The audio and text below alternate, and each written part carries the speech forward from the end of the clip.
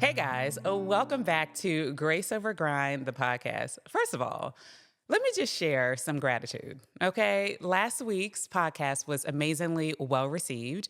I absolutely love to see your comments and just the takeaway. So thank you so much for letting me know that it's blessing you. It's such an honor to be able to share my life experiences with you in this way. So, honey, I have a question for you. Are you ready for today's topic? I have an interesting statistic. Over 70% of women actually suffer from this particular epidemic. It is said by the Journal of Behavioral Decision Making that women are significantly affected by this phenomenon more than men. And let's not even get into the conversation about women of color, okay? Do you want to know what that phenomenon is? People pleasing. People pleasing. Let's talk about it, all right? You might be a people pleaser if you find yourself saying yes when you really mean no. You might be a people pleaser if when you enter into certain situations and you actually check in with your nervous system is telling you that it's not a safe situation, but the fear in you is saying, no, stay. And I'll explain what that means in a second. You might be a people pleaser if you are consistently, for a lifestyle, burnt out.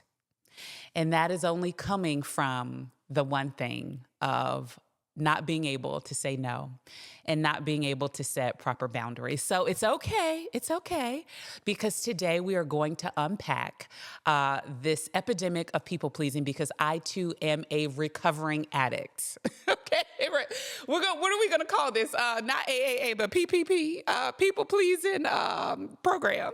Okay, so we're gonna do this work together because it's such important work, and it's time that we talk about it and tackle it. All right, so let's talk about where this even comes from. All right, understanding the root of it. It's deep-seated. Oh my goodness, it's so deep-seated because it starts actually as a child. Like I personally can think back of times that I've brought bad grades home. And, you know, there's a conversation, even with my children when there are bad grades, but do you notice how children are even incentivized in school to step up and step out and be more against their own personal will? So much so that they're even, rewarded for hard work. That kind of perfectionism can easily turn into people pleasing.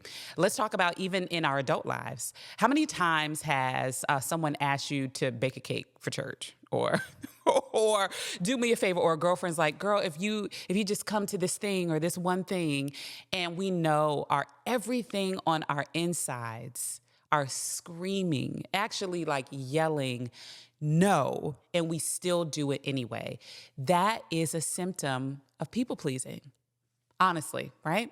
And so how we know it's affecting us is it ends up just, we're bleeding out. I'm going to give you a personal story of me trying to recover from this thing. So when I was first starting my career, I'd always listen to my customers. You know, in business, they say customers know best, the customers are first, customers know what's right. Honey, let me tell you something. Your customers, if you're not careful with discernment, strategy, and intelligence, it can leave you incredibly in a bad place. I'll just say that. And so I found myself listening to everything that they wanted from product lines to types of products to strategy, sales, all kinds of things. And to a certain extent, it was good, right? But I also noticed that I was being rewarded for it, and I did not see psychologically how it was turning me into a people pleaser, which then ended up spewing out into other relationships. I'm like, if I am good, if I say yes, if I do these things, then I get what I want, but it ends up burning me out. Here's the other end of that. If you really dial back to what your intention is for even saying yes in the first place, 9 times out of 10, whether we want to admit it or not, it was incredibly self-serving. We don't want to admit that. That's like the big, that's like the big scary one in the room. Yeah. Usually, one of the only reasons that we would say yes when we really mean no is so that we can be named nice. so that we can be asked or invited or welcomed again. Which, if we go down a level further, is really rooted in insecurity. Mm-hmm. Because if we knew and believed that we are enough as we are, we would have the bravery to say no. Okay. So we now have insecurity. And the insecurity is actually deeply rooted to a deeper thing, which is fear. Okay.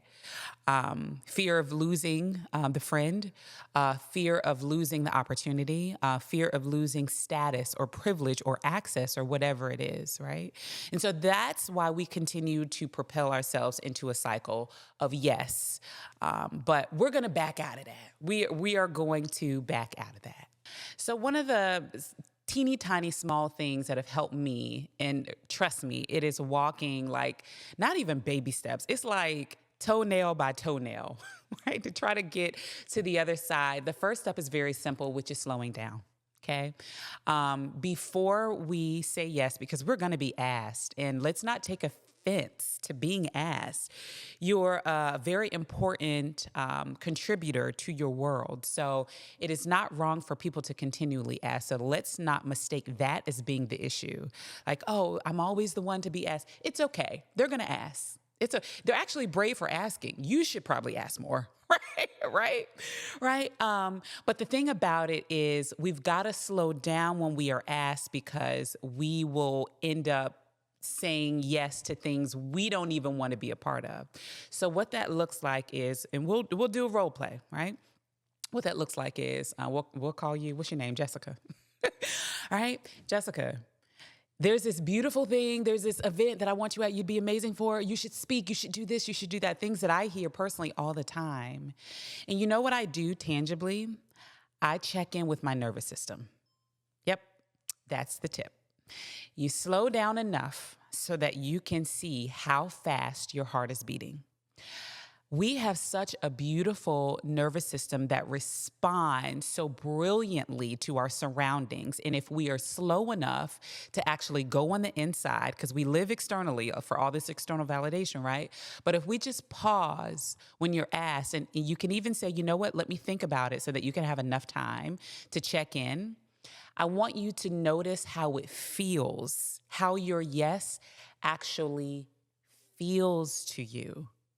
If you're going to give your yes, may it be juicy. If you're going to give your yes, may it be delightful. If you are going to give your yes, may that yes also serve you.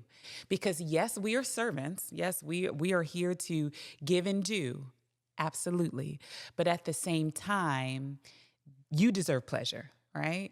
And it should be pleasure, whether it's if you're doing something, if it pays you back, enjoy in extra time, in knowledge, whatever it is. It should also always, in some capacity, serve you. All right, so this next thing, now that we're going to slow down and check in with our nervous systems and take it a little bit slower. Those things are amazing, but the next level is sincerely rewiring our mindset. Okay? And that comes from setting boundaries. I believe that women have a belief that's actually bad, okay?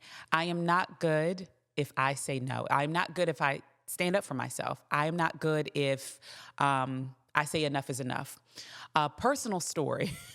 It is scary. God knows it's scary, right? I have been working in this particular relationship to really be able to not get emotionally railroaded, right?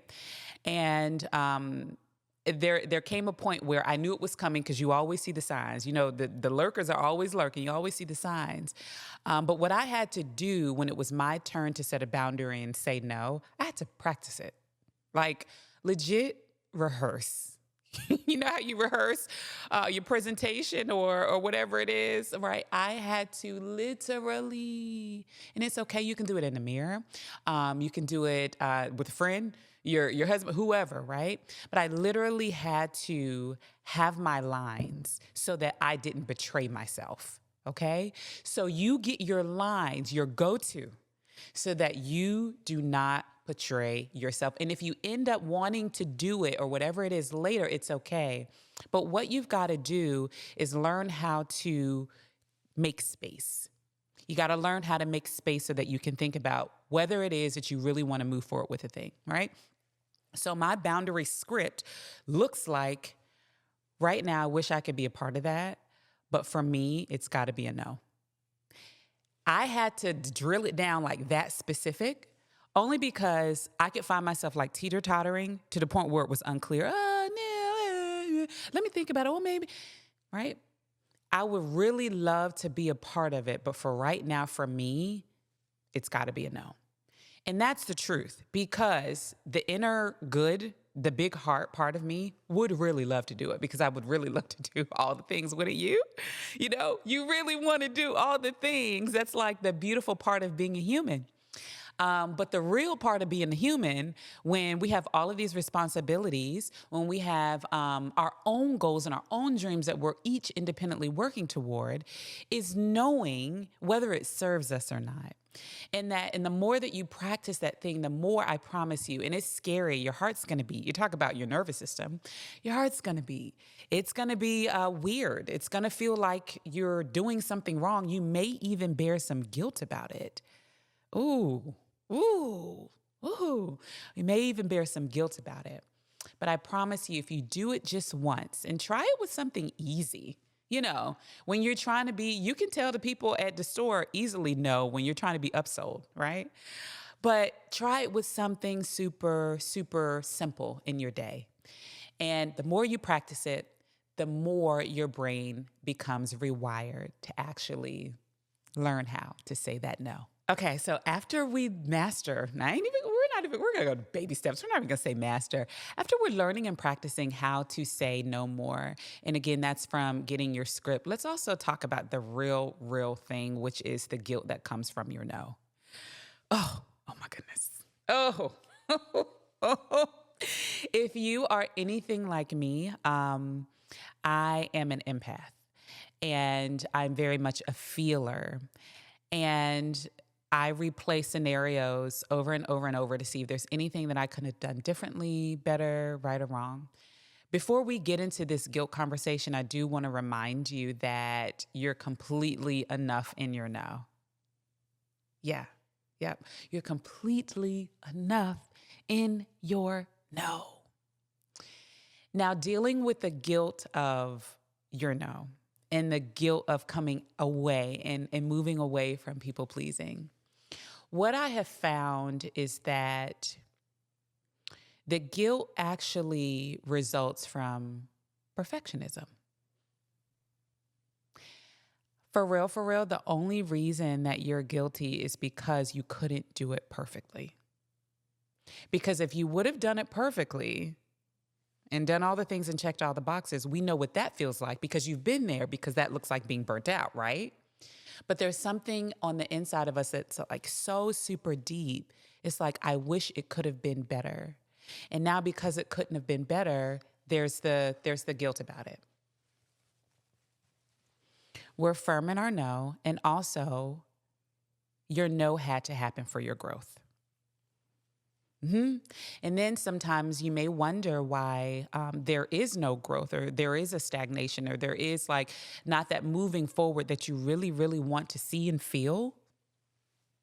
It's because we've not mastered the first thing, right? Because your no period is going to give you the permission to move along in your journey. Okay, so it's so important that we begin to practice that, right? The next thing regarding the guilt is, for me, journaling. So after you journal, it's going to be really important to challenge it, right? So what the journal prompt looks like is, okay, I felt guilty about doing this one thing, and what was the outcome?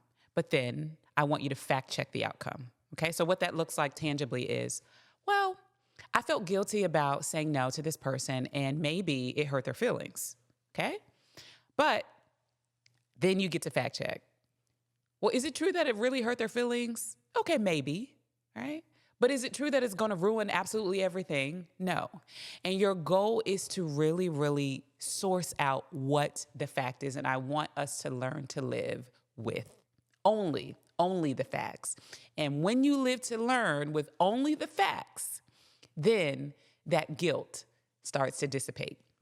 You might be asked to speak somewhere or do something for your church, or we are pulled in all these different, all these different directions. Are we not? Are we not? The fact is that everything around you will be okay. That is the super fact of the United States of America, okay?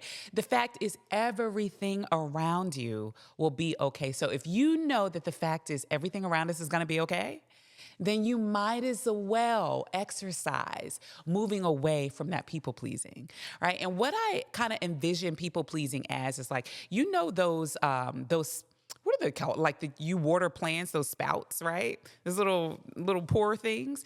We're always pouring and watering plants, like watering. But in order to stop that people pleasing, what I want you to do is turn that spout to you. Okay? Just like proverbially, just like turn it around and pour into you. Just one time. Just use it one time before the end of the week, and you see how your life and your thoughts begin to change. And here's the third thing to move away from people pleasing. You really have got to do an inventory of the takers in your life, and what I like to call the energy vampires in your life, okay? Because if you notice in certain scenarios and in certain relationships that your nervous system and your no is having to be activated more than it's normal, it might be time to actually examine that relationship with love, okay? And we love everybody. Yes, we do. Yes, we do. But it might be time for a TO. It might be time for a timeout, a break, right? It might even look like a detachment, all right? But if there are certain scenarios, and you can just think about how many times you had to say no, or how many times you had to experience the feeling of being used, right? Or you find yourself automatically people pleasing in one relationship or one scenario. It might be time to actually examine whether that relationship is pouring into you as much as you are pouring into it. Because those are the kinds of interactions that keep us stuck in that people-pleasing loop. So I give you the permission. I give you the bravery. I give you the armor. I give you the yes to say, enough is enough. And I've had enough. And the beautiful thing is that you get to decide. You get to decide when enough is enough. So we're walking into this next level of not people pleasing with brazen, bold bravery, okay? And it's gonna look like conflict. Let me just warn you. It's gonna look like conflict. It's gonna look like overwhelm. It's gonna look like you putting your needs first, which is so abnormal to your way of being, your way of existing. And trust me, I know, right? But this work is so, so worth it. So I encourage you, and I uplift you, and I empower you and let's do it together. And I'm going to check on you. We're at a future podcast. I'm going to check on you. But I sincerely encourage you to start that journey and continue to walk along that journey of disconnecting your attachment with people pleasing. It's keeping you stuck. Thank you so much for tuning in to today's episode of Grace Over Grind. I will see you guys next week with another episode. Do not forget to rate this podcast. And if you're watching on YouTube, be sure to let me know what your best takeaway from this week's podcast was. And be sure to subscribe so that you know when we upload the next one. Until next time, take care.